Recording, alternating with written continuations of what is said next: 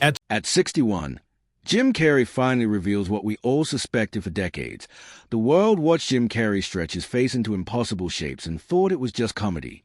It wasn't. Behind the rubber-faced characters was a boy who learned early that laughter was survival, not performance. And in recent years, Carrey has said a quiet part out loud, that the mask he wore for the world came at a real cost. Jim Carrey was born James Eugene Carrey on January 17, 1962, in Newmarket, Ontario, the youngest of 4 children. His mother, Kathleen, was a homemaker who battled chronic illness for most of his childhood. His father, Percy, had once dreamed of a life as a musician, playing saxophone, before setting that dream aside for something steadier, a job in accounting. It was the kind of trade so many parents make, passion for security. For a while, it worked. Then it didn't. When Jim was around 12 years old, Percy lost his accounting job. The security his father had sacrificed his music for turned out not to be secure at all. It was, as Carrey later described it in an emotional television interview, the real, the kick in the gut. The family's stability collapsed almost overnight. What followed was a period Carrey has spoken about many times. In many interviews, always with the same disbelieving half-laugh of someone describing something that still doesn't feel real. The family lost their home. For a stretch of time, they lived together in a Volkswagen camper van, and Carrey and his brother spent months in a tent at Charles Daly Park on the shore of Lake Ontario. Eventually, things improved slightly when Percy found work in the accounting department of Titan Wheels, a tire factory in Scarborough, and in exchange to a house across the street from the plant. The family, Jim included, worked night shifts there as janitors and security guards. Carrey has said he'd do 8-hour shifts after school, then come home to sleep and start again. He was around 15 when he dropped out of school to work those shifts full-time.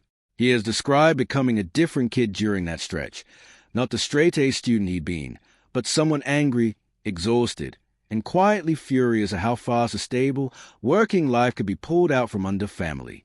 In one interview, he said the strain made him want to bash somebody's head in.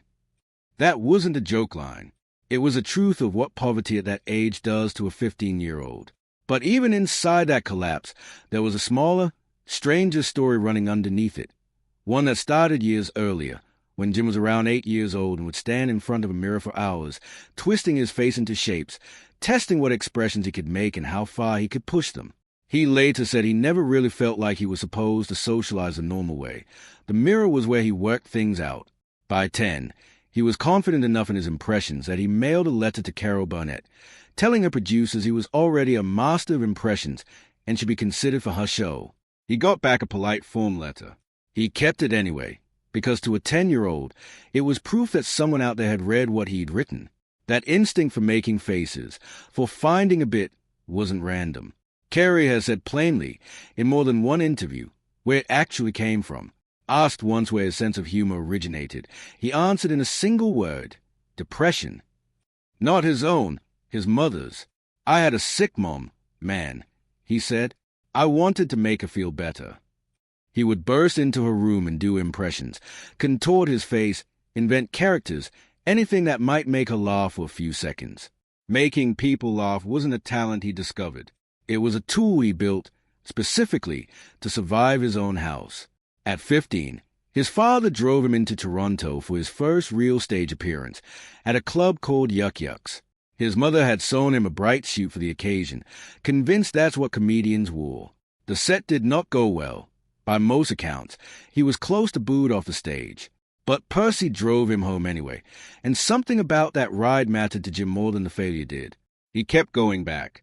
At 16, on his birthday, he dropped out of school entirely. For the next few years, he balanced factory shifts with comedy sets around Toronto, slowly building a reputation as a serious young impressionist. In 1979, at 17, he landed his first real paid gig, a 20-minute set at a club called a Hayloft for a reported $20. That same year, he got his real break, going out as an opening act for Rodney Dangerfield and Buddy Hackett, touring in front of crowds far bigger than anything Toronto's club could offer. In 1983, at 21, he made the move to Los Angeles for good, chasing a career that, for years, mostly meant rejection. He tried out for Saturday Night Live and didn't make it. He worked small television roles, a short-lived sitcom called The Duck Factory that got cancelled after 13 episodes, and a run of films that came and went without making him a star. And through all of it, there's a story Carrey has told again and again, on Oprah's show, on Inside the Actor's Studio, in the documentary Jim and Andy, because it's true, and because it still seems to genuinely startle him that it worked out the way it did. Sometime in the mid-1980s, broke and discouraged, he drove up into the Hollywood Hills at night, looked out over the city that hadn't noticed him yet, and wrote himself a check. $10 million, made out to himself, memo line reading for acting services rendered. He post-dated it roughly a decade out, to Thanksgiving. Then he folded it up and carried it in his wallet, where it slowly wore down to almost nothing over the years that followed. In 1994, everything broke open at once. Ace Ventura, Pet Detective, became a surprise hit. The Mask followed a few months later. Then Dumb and Dumber, for which Carrey was paid, depending on the account, and reported figures vary slightly across sources, somewhere in the range of $7 to $10 million, arriving almost exactly on the timeline he'd written on that check nearly a decade earlier. That same year, Percy Carrey died. Jim has said at the funeral, he took the check, the real one, the deteriorated paper he'd carried since it was broken unknown, and placed it in his father's casket. He was my biggest fan, Carrey has said. I wanted him to know we made it. The years that followed made him one of the most bankable comedic actors in the world. Ace Ventura, When Nature Calls, Batman Forever, The Cable Guy, Liar Liar, each one bigger and stranger than the last, each one pushing his body and his face further, until Hollywood was writing him checks that dwarfed the one he carried in his wallet for a decade. And it was around this same period, at the height of his fame, that Carrey has said the depression that had followed him since childhood didn't disappear. If anything, it caught up with him in a new form. He has spoken openly, in interviews spanning decades, about being prescribed Prozac and taking it for an extended stretch of his adult life. I was on Prozac for a long time, he told 60 Minutes. It may have helped me out of a jam for a little bit, but people stay on it forever. He described what the medication actually felt like to live inside. Not sadness exactly, and not stability either, but something flatter than both. There are peaks, there are valleys, he said, but they are all kind of carved and smoothed out, and it feels like a low level of despair you live in, where you're not getting any answers, but you're living okay, and you can smile at the office, but at a low level of despair.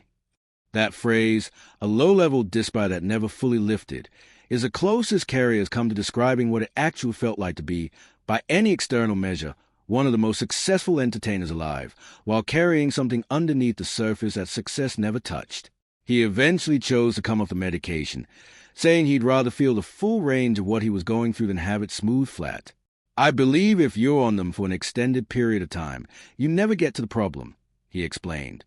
You never get to see what the problem is, because everything's just kind of okay, and so you don't deal with it.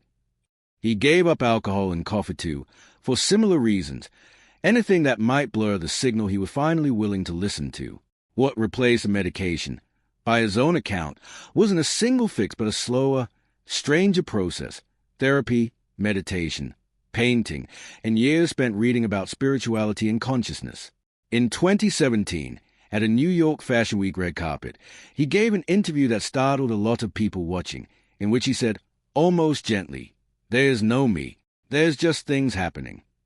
It sounded, to some, like a man unraveling. Carrey has since explained it differently, that after spending decades building and playing a character called Jim Carrey for the public, he'd started to separate who he actually was from the persona the world had come to expect. Jim Carrey was a less intentional character, he said later, because I thought I was building something that people would like. But it was a character. He has described depression itself in a way that reframes a word rather than simply naming a diagnosis. Depression is your body saying, "I don't want to be this character anymore," he said. You should think of the word depressed as deep rest. Your body needs to be depressed. It needs deep rest from the character you've been trying to play. Whatever one makes of that framing, it's clearly one he arrived at the hard way, through a childhood spent performing for a sick mother, a career spent performing for the world, and a slow, adult reckoning with how much of himself he'd handed over in the process. None of this erases the other side of the story. The 3 films in a single year that reshaped what a comedy could earn: the Golden Globes for The Truman Show and Man on the Moon, The physical extremes he put himself through in The Mask and How the Grinch Stole Christmas. The decades of work that made him, by any measure, one of the most successful entertainers of his generation. Both things are true at once, because that's how it actually happened.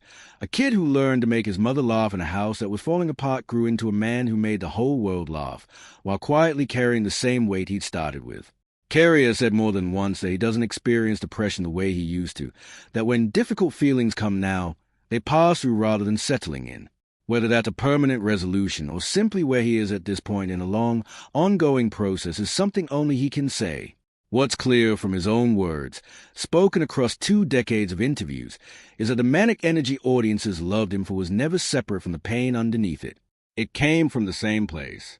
He just spent most of his life turning one into the other, in front of a camera, for people who needed to laugh, the same way, once, a sick mother did.